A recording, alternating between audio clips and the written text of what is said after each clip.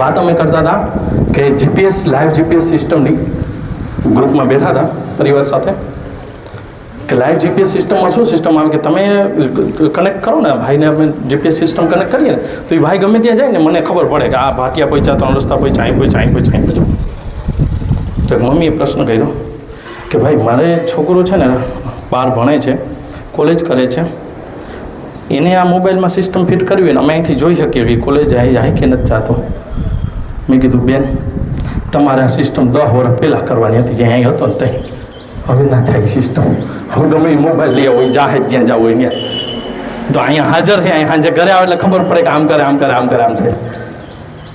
5 જ વર્ષ રહ્યા તો એ જશે બહાર ગોતવું હોય તો એ ના જડે અને મોકલવું પડશે ને એના ભવિષ્ય માટે મોકલવાના છીએ તો એની પહેલાં તમે એવું વાવેતર કરી દો એવી સિસ્ટમ ફિટ કરી દો કે એ રસ્તાથી હેઠો ના ઉતરે ભાઈ.